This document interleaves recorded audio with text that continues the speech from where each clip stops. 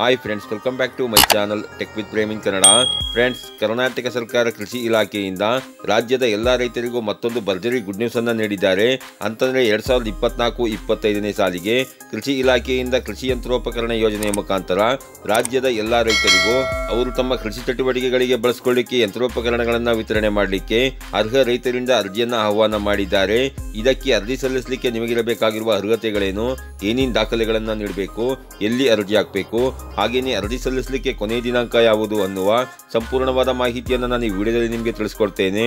ಅದಕ್ಕಿಂತ ಮುಂಚೆ ನೀವೇನಾದರೂ ನಮ್ಮ ಚಾನಲ್ಗೆ ಹೊಸಬರಾಗಿದ್ದರೆ ನಮ್ಮ ಚಾನಲ್ನ ಸಬ್ಸ್ಕ್ರೈಬ್ ಮಾಡಿಕೊಂಡು ಬೆಲ್ ಐಕಾನ್ನ ಕ್ಲಿಕ್ ಮಾಡ್ಕೊಳ್ಳಿ ಫ್ರೆಂಡ್ಸ್. ನಾನು ಹಾಕೋ ಮುಂದಿನ ವಿಡಿಯೋದ ನೋಟಿಫಿಕೇಶನ್ ನಿಮಗೆ ಆ ತಕ್ಷಣ ಬಂದು ಸಿಗುತ್ತೆ ಫ್ರೆಂಡ್ಸ್, ಮೊದಲನೇದಾಗಿ ನಾವು ನಮ್ಮ ಚಾನಲ್ನಲ್ಲಿ ಅಪ್ಲೋಡ್ ಮಾಡುವಂತಹ ಕೃಷಿಗೆ ಸಂಬಂಧಿಸಿದ ವಿಡಿಯೋಗಳನ್ನು ತುಂಬ ಜನ ರೈತರು ನೀವು ನೋಡ್ತಾ ಇದ್ದೀರಿ. ಆದರೆ ನಮ್ಮ ಚಾನಲ್ನ ನೀವು ಸಬ್ಸ್ಕ್ರೈಬ್ ಮಾಡ್ಕೊಳ್ಳದೇನೆ ನೋಡ್ತಾ ಇದ್ದೀರಿ.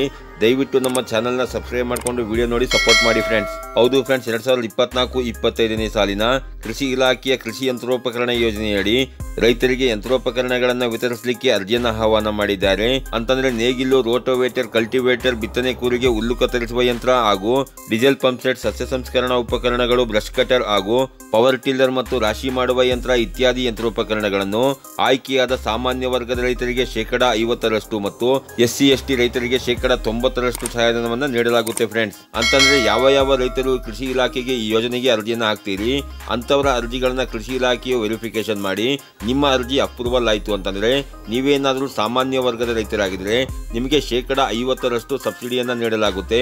ಅಂತಂದ್ರೆ ಯಂತ್ರದ ಮೊತ್ತದಲ್ಲಿ ಅರ್ಧವನ್ನ ನೀವು ಕಟ್ಟಬೇಕಾಗುತ್ತೆ, ಬಾಕಿ ಅರ್ಧವನ್ನ ಇಲಾಖೆ ಕಟ್ಟುತ್ತೆ ಫ್ರೆಂಡ್ಸ್.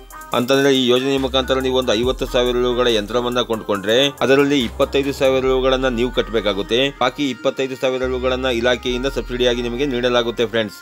ಹಾಗೇನೆ ನೀವೇನಾದ್ರೂ SC/ST ವರ್ಗಕ್ಕೆ ಸೇರಿದ ರೈತರಾಗಿದ್ರೆ ನೀವು ಈ ಯೋಜನೆಯ ಮುಖಾಂತರ ಒಂದು 50,000 ರೂಪಾಯಿಗಳ ಯಂತ್ರವನ್ನ ಕೊಂಡ್ಕೊಂಡ್ರೆ ನಿಮಗೆ 45,000 ರೂಗಳ ಸಬ್ಸಿಡಿ ಹಣವನ್ನು ನೀಡಲಾಗುತ್ತೆ, ಬಾಕಿ 5,000 ರೂಗಳೇನಿದೆ ಅದನ್ನ ಮಾತ್ರ ನೀವು ಕಟ್ಟಬೇಕಾಗಿರುತ್ತೆ ಫ್ರೆಂಡ್ಸ್. ಹಾಗೇನೆ ಈ ಯೋಜನೆಗೆ ಅರ್ಜಿ ಸಲ್ಲಿಸಲಿಕ್ಕೆ ನಿಮಗಿರಬೇಕಾಗಿರುವ ಅರ್ಹತೆಗಳು ಯಾವುವು ಅನ್ನೋದನ್ನ ನೋಡೋದಾದ್ರೆ ಅರ್ಜಿದಾರರು ಕರ್ನಾಟಕ ರಾಜ್ಯದ ಕಾಯಂ ನಿವಾಸಿಯಾಗಿರಬೇಕಾಗಿರುತ್ತೆ, ಅರ್ಜಿದಾರರು ಸ್ವಂತ ಕೃಷಿ ಜಮೀನನ್ನ ಹೊಂದಿರಬೇಕಾಗಿರುತ್ತೆ, ಹಾಗೇನೆ ಮುಖ್ಯವಾಗಿ ಅರ್ಜಿದಾರರು ರೈತರಾಗಿರಬೇಕಾಗಿರುತ್ತೆ ಫ್ರೆಂಡ್ಸ್. ಹಾಗೇನೆ ಈ ಯೋಜನೆಗೆ ಅರ್ಜಿ ಸಲ್ಲಿಸಲಿಕ್ಕೆ ನಿಮ್ಮ ಹತ್ರ ಇರಬೇಕಾಗಿರೋ ದಾಖಲೆಗಳು ಯಾವುವು ಅನ್ನೋದನ್ನ ನೋಡೋದಾದ್ರೆ ಅರ್ಜಿ ಫಾರಂ ಬೇಕಾಗುತ್ತೆ, ಆಧಾರ್ ಕಾರ್ಡ್ ಬೇಕಾಗುತ್ತೆ, ಜಮೀನಿನ ಪಹಣಿ ಬೇಕಾಗುತ್ತೆ, ರೇಷನ್ ಕಾರ್ಡ್ ಬೇಕಾಗುತ್ತೆ, ಜಾತಿ ಪ್ರಮಾಣ ಪತ್ರ ಬೇಕಾಗುತ್ತೆ, ಆದಾಯ ಪ್ರಮಾಣ ಪತ್ರ ಬೇಕಾಗುತ್ತೆ, ಬ್ಯಾಂಕ್ ಪಾಸ್ ಪುಸ್ತಕ ಬೇಕಾಗುತ್ತೆ, ಹಾಗೇನೆ ನಿಮ್ಮ ಬ್ಯಾಂಕ್ ಖಾತೆಗೆ ನಿಮ್ಮ ಆಧಾರ್ ಕಾರ್ಡ್ ಅನ್ನ ಕಡ್ಡಾಯವಾಗಿ ನೀವು ಸೀಡಿಂಗ್ ಮಾಡ್ಕೊಂಡಿರ್ಬೇಕಾಗಿರುತ್ತೆ, ರೈತ ಪ್ರಮಾಣ ಪತ್ರ ಬೇಕಾಗುತ್ತೆ, ಹಾಗೇನೆ ಕೊನೆಯದಾಗಿ ಆಧಾರ್ ಕಾರ್ಡ್ಗೆ ಲಿಂಕ್ ಇರುವ ಮೊಬೈಲ್ ನಂಬರ್ ನ ನೀವು ಇಟ್ಕೊಂಡಿರ್ಬೇಕಾಗಿರುತ್ತೆ ಫ್ರೆಂಡ್ಸ್. ಹಾಗೇನೆ ಈ ಯೋಜನೆಯ ಬಗ್ಗೆ ನಿಮಗೆ ಇನ್ನೂ ಹೆಚ್ಚಿನ ಮಾಹಿತಿ ಬೇಕು ಅಂತಂದ್ರೆ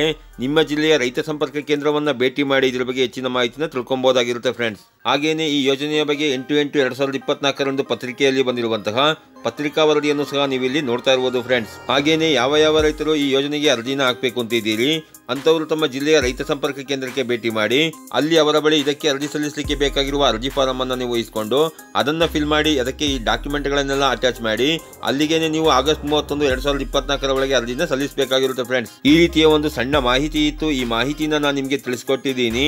ಈ ಮಾಹಿತಿ ನಿಮಗೆ ಉಪಯುಕ್ತ ಅನಿಸಿದ್ರೆ ವಿಡಿಯೋಗೆ ಒಂದು ಲೈಕ್ ಮಾಡಿ, ಕಮೆಂಟ್ ಮಾಡಿ, ಶೇರ್ ಮಾಡಿ. ಹಾಗೆಯೇ ನನ್ನ ಚಾನಲ್ಗೆ ಹೊಸಬರಾಗಿದ್ರೆ ನನ್ನ ಚಾನಲ್ನ ಸಬ್ಸ್ಕ್ರೈಬ್ ಮಾಡಿಕೊಂಡು ಬೆಲ್ ಐಕಾನ್ನ ಕ್ಲಿಕ್ ಮಾಡ್ಕೊಳ್ಳಿ ಫ್ರೆಂಡ್ಸ್. ನಾನು ಹಾಕೋ ಮುಂದಿನ ವಿಡಿಯೋದ ನೋಟಿಫಿಕೇಶನ್ ನಿಮಗೆ ಆ ತಕ್ಷಣ ಬಂದು ಸಿಗುತ್ತೆ ಫ್ರೆಂಡ್ಸ್.